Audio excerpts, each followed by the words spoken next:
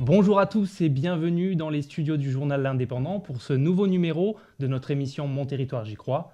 Mon Territoire J'y crois, c'est l'émission du journal L'Indépendant réalisée en partenariat avec le Crédit Agricole Sud-Méditerranée. Mon Territoire J'y crois, nouvelle formule cette saison après avoir reçu les chefs d'entreprise de la région. On va désormais s'intéresser à un grand thème par émission, un grand thème qu'on va analyser et décortiquer en compagnie de nos experts du Crédit Agricole Sud-Méditerranée. Et pour cette première de la saison, on va s'intéresser à la sécurité. Pour ça, en compagnie de nos 4 experts, on va développer 4 thèmes qui vont parler concrètement de la nécessité d'assurer les biens et les personnes face aux risques. Et pour commencer, on va aborder un premier problème lié à ma sécurité numérique avec Thibaut Casademont, qui est responsable de la fraude au Crédit Agricole Sud-Méditerranée. Et votre intervention, Thibaut, elle sera complétée en vidéo par Alexandre Moreno, qui est référent SSI. C'est la responsabilité de sécurité et des systèmes d'information. Thibaut, est-ce que je peux vous laisser introduire le sujet ? Oui, effectivement, donc depuis plusieurs années, la fraude connaît un essor considérable. On parle de fraude aux moyens de paiement. Et les fraudeurs redoublent d'imagination pour toujours mieux escroquer leurs victimes et détourner des fonds indûment. Comment ça se passe concrètement, Thibaut ? Alors comment ça se passe ? On connaît tous le phishing, ces fameux mails usurpant l'identité d'administration ou de fournisseurs d'accès à l'énergie. Aujourd'hui, les fraudeurs se sont adaptés, ils utilisent le SMS, donc on est sur du smishing. Le smishing, c'est quoi ? C'est la contraction de SMS et de phishing.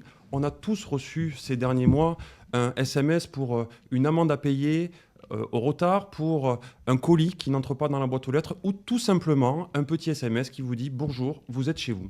Alors du coup, comment ça se passe ? Qu'est-ce qu'on fait ? Qu'est-ce qui se passe si on répond à ces SMS ? Alors si vous répondez à ce SMS, qu'est-ce qui se passe ? C'est très simple. Le fraudeur va rapidement vous demander vos coordonnées, vos informations personnelles. En fait, ces SMS qu'on reçoit, ils sont envoyés en masse. Les numéros sont récupérés suite à des fuites de données et des données bancaires qui circulent sur des messageries cryptées. Le fraudeur, lui, une fois que vous répondez au SMS ou que vous cliquez sur le lien, va en fait récupérer les données de sécurité bancaires qui permettent d'accéder à l'espace en ligne de votre banque. Alors du coup, qu'est-ce qui se passe ensuite ? Qu'est-ce qui se passe ensuite ? C'est très simple. Le fraudeur va s'imprégner de vos comptes, va s'imprégner de vos échanges avec votre conseiller, puis il va passer à l'attaque en vous appelant directement sur votre portable et en se faisant passer pour votre conseiller bancaire ou un technicien fraude de la banque. Du coup, que se passe-t-il ensuite, Thibaut ? Et c'est là qu'entre un scénario bien rodé, le fraudeur vous contacte en se faisant passer pour un technicien du service fraude de votre banque, parce qu'il a besoin de vous pour valider des opérations frauduleuses. La réglementation a imposé aux banques des moyens d'authentification fortes, et aujourd'hui, le fraudeur a besoin de sa victime pour valider l'opération. Donc il prétexte l'ajout d'un IBAN pour sécuriser vos fonds ou l'annulation d'une opération en vous envoyant une notification. En fait, il est en train de lui-même ajouter un IBAN frauduleux pour vider vos comptes. Très bien. Alors Thibaut, on entend aussi de plus en plus parler, et puis on remarque, on constate qu'il y a de plus en plus de messages qui sont envoyés et qui semblent être des arnaques aux faux coursiers. Est-ce qu'on peut en parler un petit peu ? Oui, tout à fait. C'est vrai que ces derniers mois, on a vu un essor de cette fraude aux faux coursiers. Ça repose sur le même principe, c'est-à-dire que le fraudeur vous a au téléphone, il se fait passer donc pour toujours ce technicien fraude, et il propose, dans le cadre du service bancaire un peu premium, de venir récupérer la carte bancaire au domicile de sa victime pour la mettre en opposition. C'est là qu'entre un scénario toujours aussi bien rodé, le fraudeur récupère la carte, fait taper le code de la carte bancaire sur son téléphone portable prétextant la mise en opposition. Une fois le domicile quitté, il se dirige vers un distributeur et utilise les capacités maximum de retrait et de paiement de la carte bancaire de sa victime. Alors là, on est dans le pire des cas, en cas de fraude à ces moyens de paiement, justement. Quels sont les bons conseils que vous donneriez aux clients ? Alors les bons conseils que je donnerais aux clients, tout d'abord, c'est ne jamais répondre à un SMS reçu de la banque depuis un numéro de téléphone portable en 06 ou en 07. Lorsqu'on est contacté par un conseiller bancaire ou un technicien fraude, surtout toujours raccrocher et rappeler directement son conseiller ou son agence bancaire au numéro habituel qu'on peut trouver sur Internet ou sur l'application mobile de la banque. Et enfin, surtout, ce qui est important, c'est de contacter le numéro d'urgence de la banque qui est normalement disponible sur toutes les applications des banques de la place et qui permet de contacter sa banque 24/24, 7/7 et de mettre en opposition ses moyens de paiement. Merci beaucoup Thibaut. On laisse la parole à présent à Alexandre Moreno qui est référent RSSI et qui va compléter justement votre intervention. Bonjour à tous. Dans mon quotidien, je m'assure de protéger les données et réduire les risques liés aux cyberattaques pour notre entreprise. Et aujourd'hui, je voudrais partager avec vous quelques bonnes pratiques simples pour renforcer votre cybersécurité au quotidien, que ce soit dans la sphère privée comme professionnelle. Alors le premier conseil que je pourrais vous donner, c'est de choisir des mots de passe solides et uniques pour chaque usage. Un bon mot de passe, c'est quoi? C'est un mot de passe qui fait au moins 12 caractères, un mélange de lettres, de chiffres et également de symboles. Alors, pour ne pas avoir à tous les retenir, utilisez un gestionnaire de mots de passe. Un gestionnaire de mots de passe, c'est quoi? C'est une application sécurisée qui enregistre, chiffre et pré-remplit automatiquement vos identifiants quand vous vous connectez à vos comptes et vous n'avez alors qu'un seul mot de passe à retenir. Le reste, c'est le gestionnaire qui s'en charge. C'est pratique, fiable et très souvent nativement intégré à votre ordinateur ou téléphone portable. Dernier point concernant les mots de passe, c'est d'activer systématiquement la double authentification dès lors qu'elle est disponible. Concrètement, cela signifie qu'après avoir entré votre mot de passe, vous devez valider une connexion via un deuxième moyen, par exemple un code reçu par SMS, une notification sur votre téléphone ou encore une application d'authentification. Même si un pirate découvre votre mot de passe, il ne pourra pas se connecter sans ce deuxième code. Dernier point sur lequel je voudrais appuyer, c'est de réaliser régulièrement les mises à jour. Qu'il s'agisse de votre ordinateur, de votre téléphone ou encore de vos applications, il faut toujours installer les dernières mises à jour afin de corriger d'éventuelles failles de sécurité. Ces failles sont comme des portes ouvertes sur votre système et peuvent être exploitées par les pirates. La cybersécurité, ce n'est pas seulement réservé aux experts, c'est l'affaire de tous. Chacun peut et doit y contribuer afin de se protéger et également protéger les autres. Tout aussi important, dans ce deuxième axe de l'émission, intéressons-nous désormais à l'entreprise avec Jean-Philippe Maille, qui est chargé d'affaires et d'assurance entreprise et ingénierie sociale au Crédit Agricole Sud-Méditerranée. Jean-Philippe, bonjour, je vous écoute et on vous laisse introduire le sujet. Bonjour Johan. Johan, tout simplement, si vous deviez demain lancer votre entreprise, vous penseriez certainement à beaucoup de choses, mais penseriez-vous à ce moment-là vous protéger vous et vos proches? Bon, effectivement, ce n'est pas le premier réflexe que j'aurais au premier abord. Je penserais surtout à sécuriser mon outil de travail et à faire en sorte de réussir le lancement de cette activité. Je comprends, mais pourtant il faut savoir qu'à aujourd'hui, 2 indépendants sur 3 affirment ne pas maintenir leur niveau de vie en cas d'arrêt de travail supérieur à 1 mois. Que l'indisponibilité temporaire d'un chef d'entreprise conduit à la disparition d'un tiers des sociétés et qu'une entreprise sur 6 fait faillite suite au décès de son dirigeant.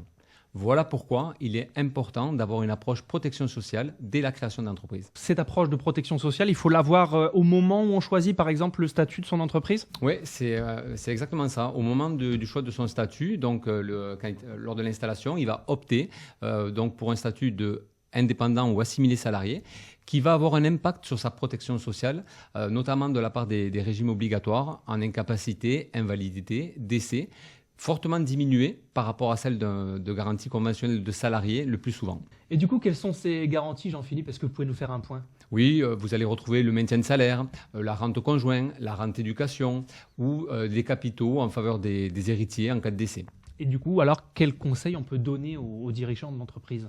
Tout simplement de réaliser des études de prévoyance lui permettant de pallier à ces carences et de maintenir donc un niveau de revenus et de capitaux suffisant, ne mettant pas à mal l'équilibre familial.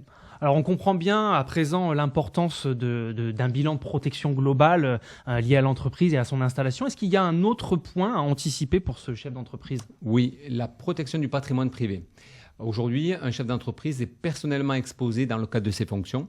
Un salarié, un dirigeant, un concurrent peut mettre en cause personnellement un dirigeant devant la justice pour une erreur ou une faute qu'il aurait commise dans le cadre de ses fonctions.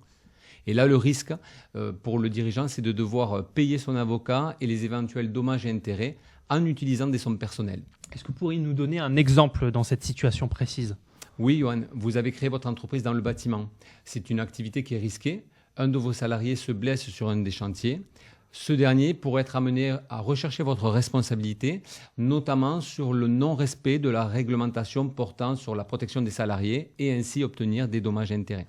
Alors ce que j'ai moi du mal à comprendre, je me place du point de vue du Kidam, c'est pourtant ces entreprises, elles sont assurées pour leurs activités. Oui, vous l'avez dit, les entreprises sont assurées, mais pas le dirigeant en cas de mise en cause personnelle. D'accord. Et du coup, quels sont les recours pour le dirigeant? Mais pour le dirigeant, il existe une solution qui permet de prendre en charge l'ensemble des frais de défense ainsi que les éventuels dommages et intérêts en cas de mise en cause protégeant ainsi le patrimoine privé du dirigeant. Donc si j'ai bien compris, l'important c'est d'avoir vraiment une vision globale de sa protection en tant que chef d'entreprise. Exactement.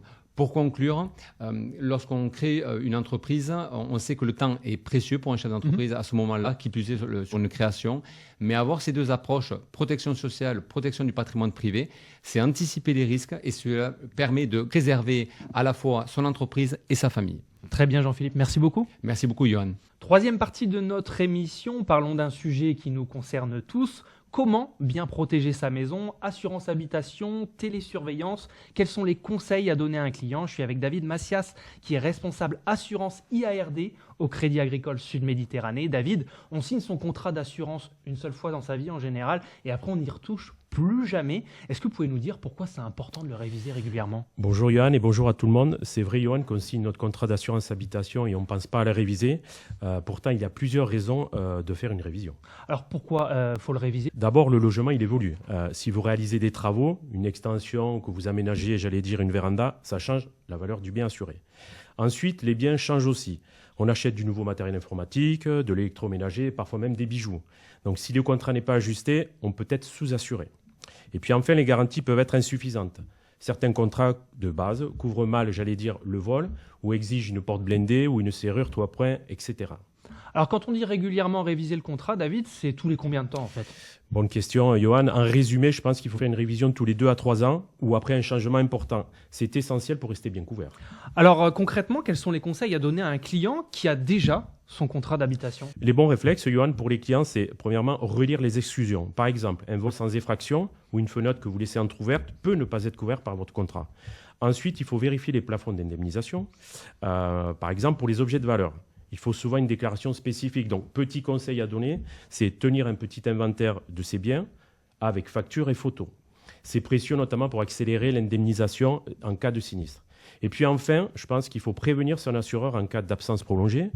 Certains contrats limitent la durée d'absence autorisée avant de réduire cette couverture.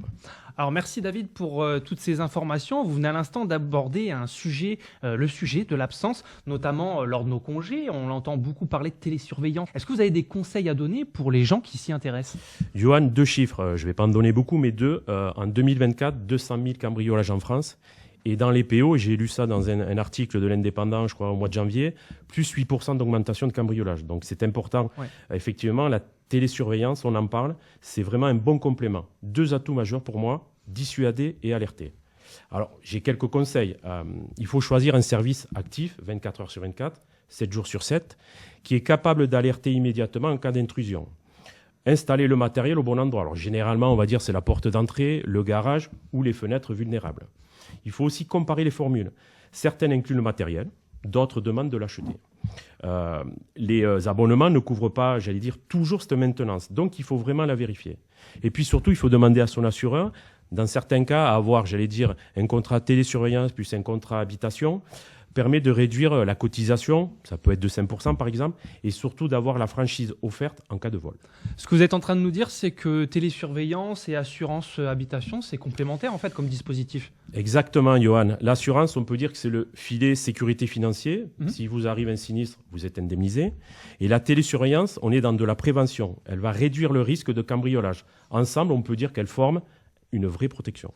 Alors merci pour ces conseils pratiques. Est-ce que vous avez un dernier mot pour nos auditeurs, David? Oui, Johan. Mieux vaut anticiper que réparer. Il faut vérifier régulièrement le contrat, on a dit tous les 2-3 ans, ou si vous avez un changement important dans votre résidence. Adaptez votre contrat à vos besoins. Et si vous le pouvez, équipez-vous d'un système de protection. C'est la garantie de dormir tranquille et de partir sereinement en vacances. Merci beaucoup, David. Merci, Johan. Dernière partie de cette émission, intéressons-nous à la protection de la famille et la sécurité du quotidien avec Nelly Quintot, spécialiste assurance. Nelly, on entend souvent parler de la garantie des accidents de la vie. De quoi il s'agit concrètement ? Alors, la garantie des accidents de la vie, effectivement, c'est une protection que beaucoup de gens ne connaissent pas. Et pourtant, elle peut changer beaucoup de choses. Elle intervient dans des situations de la vie du quotidien qui ne sont pas toujours couvertes. Je vous donne quelques exemples. Vous chutez dans les escaliers, vous vous brûlez ou vous vous coupez en cuisinant, vous tombez d'une échelle en bricolant, ou bien vous avez un accident lors de la pratique de votre sport ou de loisirs. La plupart du temps, la sécurité sociale et les mutuelles santé ne couvrent pas. Pourtant, les conséquences peuvent être terribles puisque vous pouvez perdre vos revenus si vous ne pouvez plus travailler, avoir des séquelles physiques, des frais médicaux qui ne vont pas être remboursés et vous pourrez peut-être même aller jusqu'à être obligé d'aménager votre habitation ou bien votre véhicule. Eh bien, la garantie des accidents de la vie, elle va venir indemniser et accompagner pour éviter que ces événements ne chamboulent la vie de votre famille. Alors, beaucoup de nos auditeurs, eux, ils pensent que la responsabilité civile, comprise dans les contrats habitation, en fait, elle va les protéger de ce type d'accident. C'est quoi la différence avec ce contrat garantie des accidents de la vie ? Alors, la responsabilité civile, c'est quand vous blessez quelqu'un. Alors que la garantie des accidents de la vie, eh bien, c'est l'inverse. C'est quand vous ou vos proches êtes touchés par un accident. Donc, c'est une couverture qui est vraiment utile au quotidien. Exactement, parce qu'on ne va pas choisir quand arrive un accident. En revanche, on peut choisir d'être bien protégé. La force de ce contrat, c'est aussi sa simplicité. Une seule souscription suffit, pour la plupart du temps, couvrir toute la famille, adulte comme enfant. Et puis, c'est très rassurant de savoir qu'en cas de pépin, en cas de coup dur, on n'est pas tout seul. Et c'est vraiment un contrat de bon sens qui va protéger le quotidien de la famille et qui complète parfaitement d'autres solutions. Parce que si la garantie des accidents de la vie couvre les imprévus du quotidien, il existe d'autres contrats essentiels qui vont permettre d'anticiper des événements beaucoup plus graves, tels que l'invalidité ou le décès. Je pense par exemple au contrat prévoyance décès, à garantie obsèques, à l'ADE, qui est l'assurance des emprunteurs. Alors justement, Nelly, pour nous en parler plus en détail, c'est Benoît Marquez, responsable de région chez le Crédit Agricole Assurance, qui va nous expliquer pourquoi ces dispositifs ils sont indispensables dans une bonne stratégie de protection globale. Les assurances décès, obsèques ou des emprunteurs sont des couvertures incontournables dans l'accompagnement des projets de vie des personnes et de leurs familles. Si je commence par le projet numéro 1 des Français, qui est l'immobilier, en souscrivant un prêt, qu'il soit pour l'acquisition d'un appartement ou d'une maison, les emprunteurs vont s'engager sur plusieurs années. Or, pendant cette période, certains aléas de la vie peuvent survenir. L'assurance emprunteur va automatiquement sécuriser le projet en prenant en charge toute ou partie du crédit en cas de licenciement, d'accident, de maladie ou de décès. Cette assurance permet donc de mener à bien le projet immobilier jusqu'à son terme. Il en est de même pour les financements liés à la consommation, comme par exemple l'achat d'un véhicule, où il est fortement recommandé de protéger ses proches afin de ne pas leur laisser de dette en cas de décès. L'assurance des emprunteurs va répondre à ce besoin de couverture. Je poursuis par les autres moments de vie que sont la vie en couple, la constitution d'une famille, l'arrivée d'enfants ou la priorité des priorités est de protéger ses proches dans les aléas de vie le plus dur qui est le décès. Sur ce risque du décès, 2 assurances complètent la gamme afin de bien protéger sa famille et ses proches. Il s'agit de l'assurance décès et de l'assurance obsèques. Si la confusion est souvent fréquente entre ces 2 couvertures, il faut savoir qu'elles n'ont pas la même finalité. En effet, ces 2 contrats offrent des garanties très différentes mais complémentaires. La première, l'assurance décès, sert à maintenir un temps le niveau de vie du foyer des proches suite à la perte de revenus en cas de décès de l'assuré, grâce au versement d'un capital. Cette assurance peut également être mise en place afin de prévoir le financement des études des enfants ou le paiement des futurs droits de succession. La seconde, l'assurance obsèques, elle a pour objectif de financer les funérailles avec le versement d'un capital à un proche ou à une société de pompes funéraires. Enfin, il faut savoir que ces 2 assurances sont souvent accompagnées de services d'assistance très utiles aux proches du défunt assuré, comme l'accompagnement de la préparation de l'organisation des obsèques, du soutien psychologique des proches ou de l'aide dans les démarches administratives après obsèques.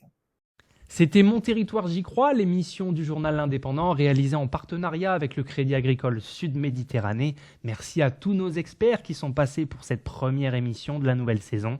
Je vous rappelle que vous pourrez retrouver l'émission dans son intégralité sur tous nos réseaux sociaux, sur l'indépendant.fr et toutes les plateformes de streaming. Merci à tous.